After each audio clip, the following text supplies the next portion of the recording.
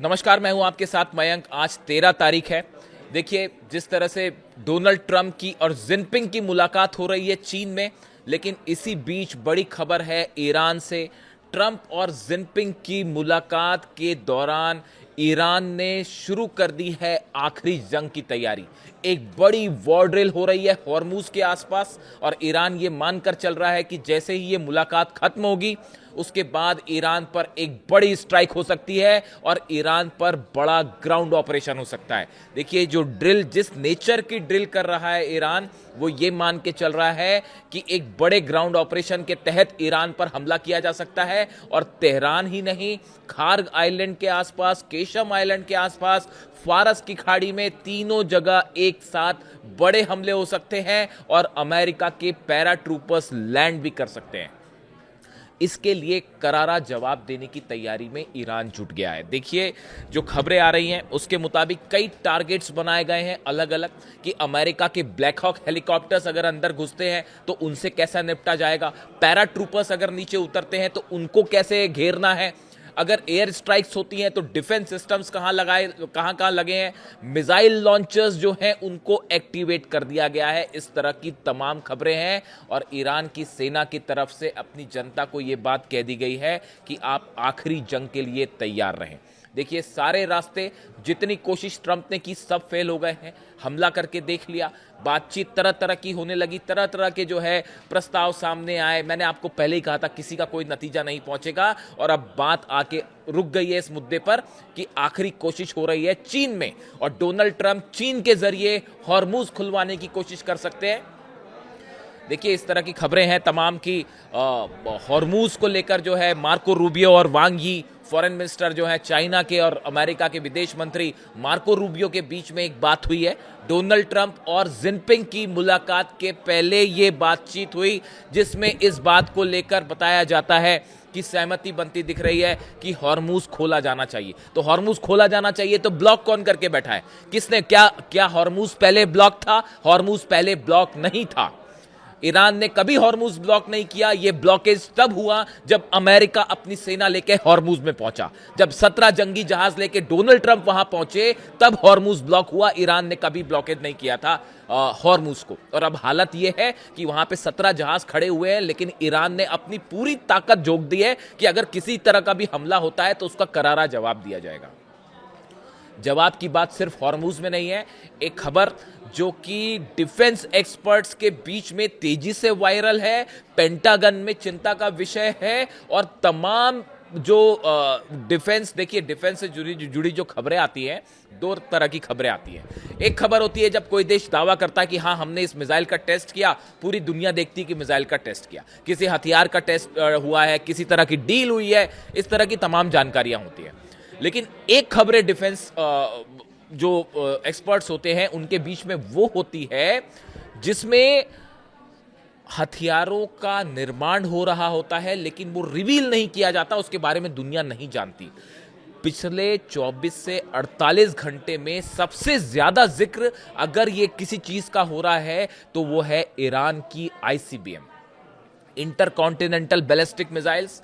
अब इसका जिक्र क्यों हो रहा है आप ये भी समझिए। मैंने अपने पिछले वीडियो में इसका हल्का सा जिक्र किया था, लेकिन ये एक अलग पूरा मुद्दा है जिस पर चर्चा होनी चाहिए, और ये खासकर उस ट्रंप और जिनपिंग की मुलाकात के बीच चर्चा का मुद्दा बना हुआ है।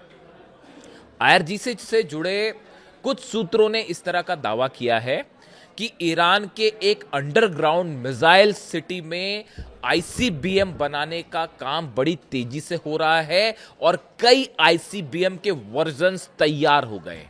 एक फिगर भी चल रहा है मीडिया में कि 500 से ज्यादा आईसीबीएम तैयार हैं। इस तरह की खबरें आ रही हैं। देखिए, ये आईसीबीएम वाली बात कब शुरू हुई? आईसीबीएम वाली बात तब शुरू होती है जब अचानक ये जो जंग हुई, इसके पहले की बात है, 12 दिन की जंग के बाद की बात है। मैंने इस पर वीडियो भी किया था। अचानक से कुछ सैटेलाइट्स ने, रडार्स ने एक प्रोजेक्टाइल को ट्रेस किया था, जिसमें ईरान से एक मिसाइल फायर की गई जो कि बड़ा लंबा डिस्टेंस करते हुए, क्रॉस करते हुए रूस के साइबेरिया में जाकर गिरी थी। इस तरह का ट्रैक हुआ था। सैटेलाइट्स में कुछ इमेजेस कैच हुई थी, रडार ने कुछ सेंसर्स ने जो है वो कैच किया कि भाई एक लॉन्ग रेंज मिसाइल फायर हुई है ईरान से जो रूस तक गई। उस समय भी इसको लेकर तमाम जगह खबरें थी कि क्या ये आईसीबीएम थी किसी तरह की, लेकिन कई दावे इस तरह के भी हुए कि क्या रूस ने ही या चाइना ने अपनी कोई मिसाइल प्रोवाइड की है। इस तरह की तमाम खबरें थी, स्पेकुलेशन थे। लेकिन अब जो दावे हो रहे हैं, बताया जा रहा है कि जब से ये सीज फायर हुआ, 40 दिन की जंग हुई, उसके बाद से जो सीज फायर हुआ है, इस सीज फायर के दौरान ईरान ने अंडरग्राउंड फैसिलिटी में अपने आईसीबीएम के प्रोग्राम को तेजी से एक्टिवेट किया है और बड़ी संख्या में मिसाइल्स आईसीबीएम्स बन के तैयार है। अब ये दावा देखिए ऐसा है कि ये आरजीसी की तरफ से कोई क्लेम करते हुए कोई जानकारी नहीं दी गई है, ये सोर्सेस के हवाले से खबरें हैं जो आपको कई जगह मिल जाएंगी।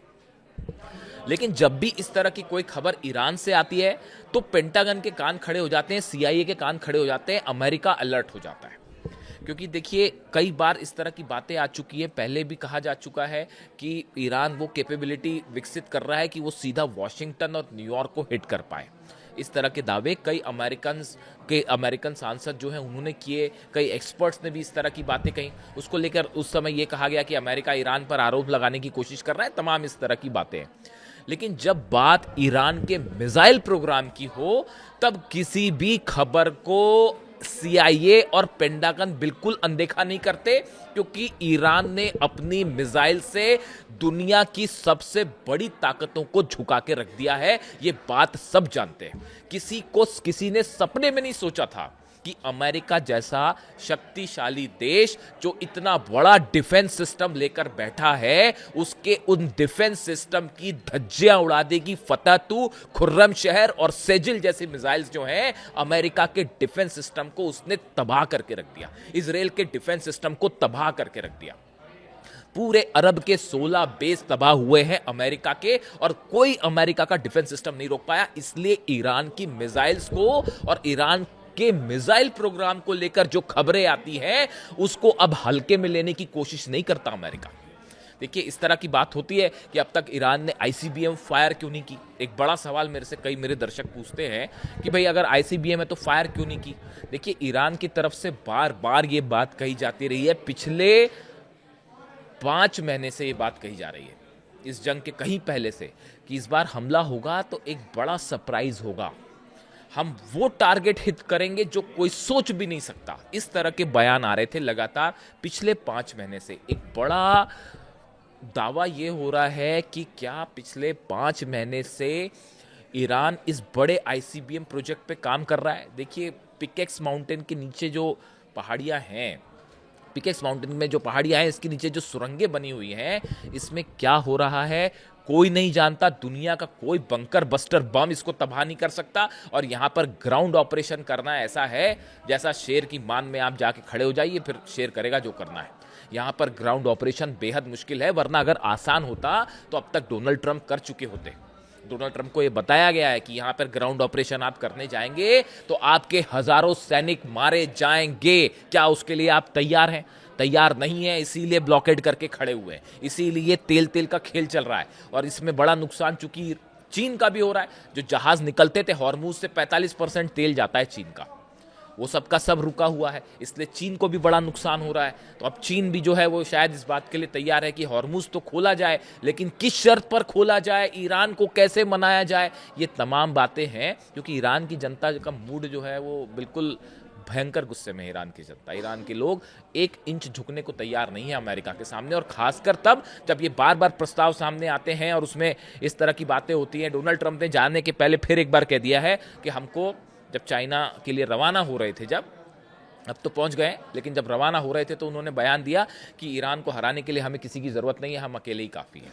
यानी बात फिर से उन्होंने फिर ये कहा कि अगर हमारी शर्तें नहीं मानोगे तो हम तबाह कर देंगे।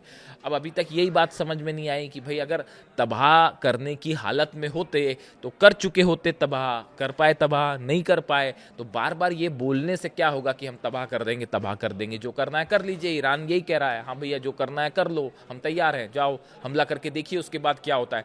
तमाम तरह की खबरें आ रही हैं। जो हमले हुए ईरान पे, जो ये 40 दिन की जंग हुई, इसमें जो हमले हो रहे थे, खासकर तेल डिपोज पे और अलग अलग ऑयल ठिकानों पर जो हमले हुए, आइलैंड्स पर हमले हुए, अब उसमें धीरे धीरे चीज़ें निकल के आ रही हैं कि उसमें जो है यूएई के मिराज भी शामिल थे हमला करने में। उसमें सऊदी, अब ये भी खबरें आ रही हैं कि सऊदी ने भी अपने वॉरशिप्स का, अपना फाइटर जेट्स का इस्तेमाल किया और सऊदी की तरफ से भी कुछ मिसाइल्स दागी गई। लेकिन चूंकि ईरान ऐसी नहीं बरस रही थी सऊदी के ऊपर जो मिसाइल्स बरस रही थी, या यूएई टारगेट कर रहा था ईरान, वो ऐसा थोड़ी ना था कि बिना जो है मकसद के सिर्फ हमले हो रहे हैं। बेस पर तो हमले थे ही, लेकिन यूएई और सऊदी में कई जगह मिसाइल्स गिरी हैं। तो ये अब उसकी वजह धीरे धीरे देखिए रिपोर्ट्स निकल के आ रही हैं कि अरब कई देशों से भी हमले हुए थे ईरान पे। तो ईरान ने बिना मतलब के हमले नहीं किए थे, वहीं हमले किए थे जहां से हमले आ रहे हैं, वो पता चल जाता है, उसको आप छुपा के नहीं रख सकते।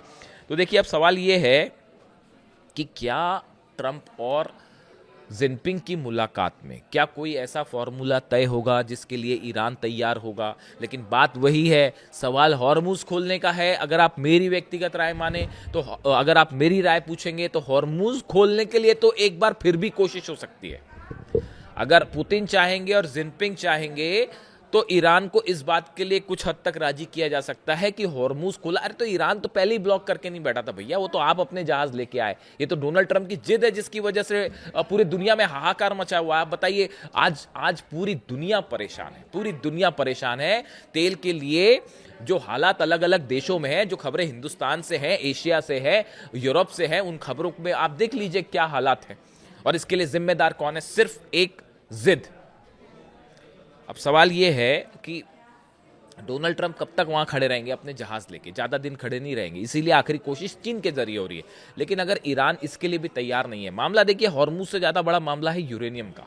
ईरान अपना यूरेनियम किसी हालत में नहीं देगा, और अब तो यह भी कह दिया गया कि 90% एनरिच करेंगे अगर हम पर हमला किया तो। इसका सीधा सीधा मतलब है, देखिए कोई भी देश कभी ये नहीं कहता कि हम 90% एनरिच करेंगे।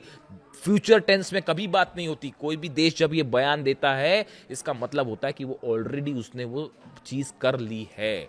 यानी मतलब मेरी समझ तो यही कहती है कि भाई अगर आप डिफेंस एक्सपर्ट के पॉइंट ऑफ व्यू से समझें तो ईरान जब ये कह रहा है कि अगर हम पे आपने हमला किया तो हम 90% एनरिच करेंगे, वो करेंगे नहीं है, वो फ्यूचर टेंस नहीं है जी, वो ऑलरेडी क्षमता हासिल हो गई होगी। इसीलिए ट्रंप अभी तक हमला नहीं कर पाए, क्योंकि वो कभी भी एटम बम में कन्वर्ट हो जाएगी। आप कभी ये नहीं पता लगा सकते कि ईरान का यूरेनियम कहाँ है, कहाँ जगह, किस किस जगह पर न्यूक्लियर। ये तो आपको पता है ना कि इस्फहान में है, फोर्दो में है, और नतांज में न्यूक्लियर प्रोग्राम है, बुशर में चल रहा है। इसके अलावा कितनी साइट्स ऐसी हैं पिकेक्स माउंटेन के नीचे जहाँ क्या क्या चीज़ें होंगी, कहाँ कहाँ सेंट्रीफ्यूजेस होगा, क्या आपको पता चल जाएगा?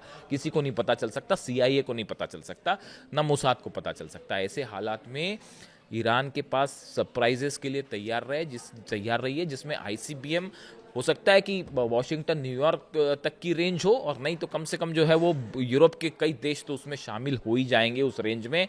इस तरह की आशंकाएं हैं। यानी अब नज़र है ट्रंप और जिनपिंग की मुलाकात पे, और बड़ी जंग की तैयारी में है ईरान। आप देखिए 24 घंटे के अंदर तस्वीर साफ होती दिखाई देगी। आप कमेंट करके बताइए वीडियो कैसा लगा। Thank you so much.